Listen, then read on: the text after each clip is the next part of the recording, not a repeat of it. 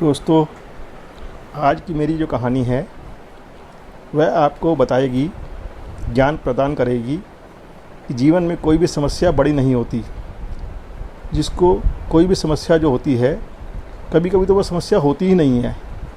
हम उसको अपने अहंकार से, अपने विचारों से इतना विशाल कर देते हैं कि उसका हल निकाल पाना असंभव सा लगता है। ऐसे की एक कहानी थी।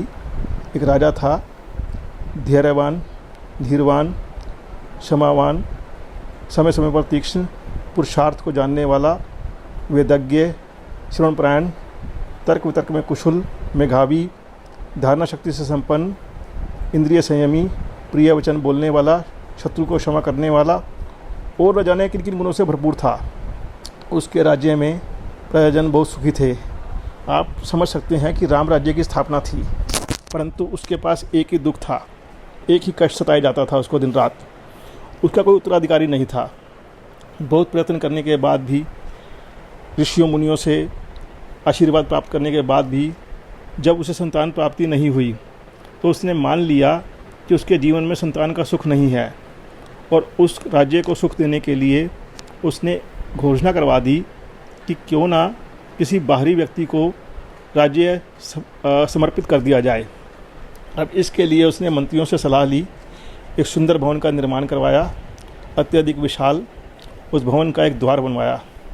द्वार की शोभा देखते ही बनती थी, और उस द्वार के 100 मीटर पहले एक गणित का सूत्र, मैथमेटिकल फार्मूला अंकित करवा दिया और कहा कि इस फार्मूले को जो हल कर लेगा, इस सूत्र को जो हल कर लेगा, तो द्वार अपने आप खुल जाएगा, और जो इस द्वार को खोलने में कामयाब होगा उसको मैं अपना राज्य समर्पित कर दूंगा। परंतु ध्यान रहे, इस सूत्र को हल करने के लिए आपके अंदर धैर्य और बहुत से जो राज्य गुण हैं वो होने चाहिए, तभी आप कर पाएंगे, अन्यथा आप नहीं कर पाएंगे। बड़े बड़े गणितज्ञ आए, सूत्र को देखकर लौट गए, किसी को कुछ समझ में नहीं आया। ऐसा करते करते 30 दिन व्यतीत हो चुके थे।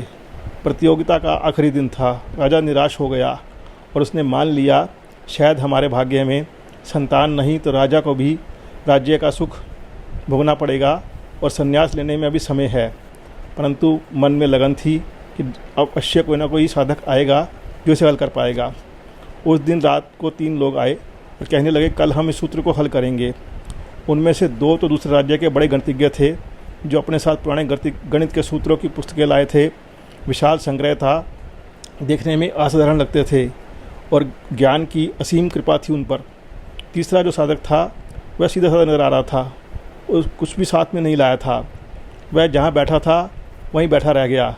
उसने कहा, पहले इन बड़े विद्वानों को मौका दिया जाए, फिर मैं हल करने की कोशिश करूँगा। अब दोनों विद्वानों में द्वंद्व हो गया कि पहले इसे कौन हल करेगा। राजा ने कहा, ठीक है, आप दोनों कोशिश कीजिए, और दोनों में से जो भी हल कर पाया तो उन दोनों को मौका दिया जाएगा। अगर दोनों हल कर पाए तो दोनों को आधा आधा राज्य दिया जाएगा।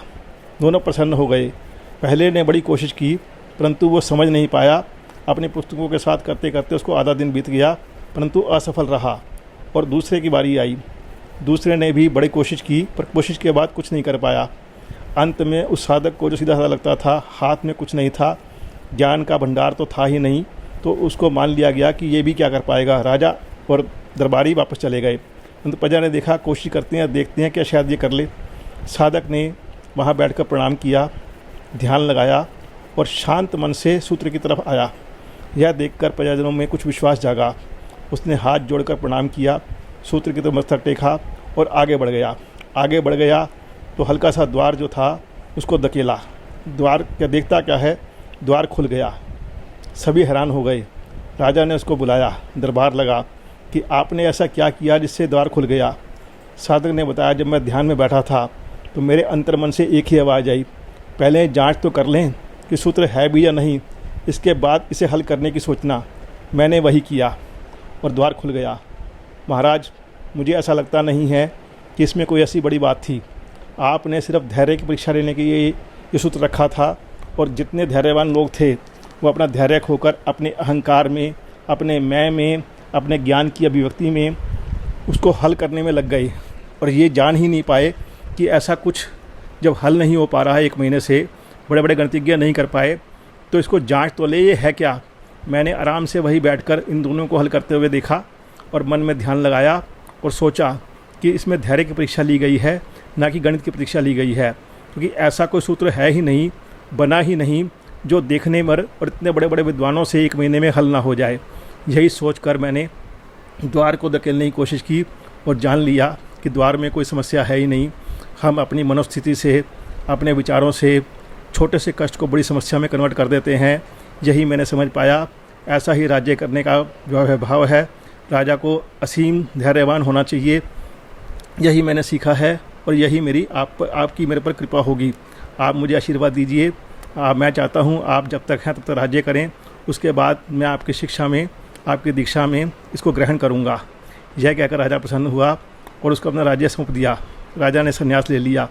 इस तरह वो दोस्तों, इससे सबक मिलता है कि जीवन में किसी भी समस्या से घबराएं नहीं, उसका डट कर सामना कीजिए, पर सामना करने से पहले जान तो लें कि वह समस्या वाकई है भी कि नहीं। ऐसा ही हम कोरोना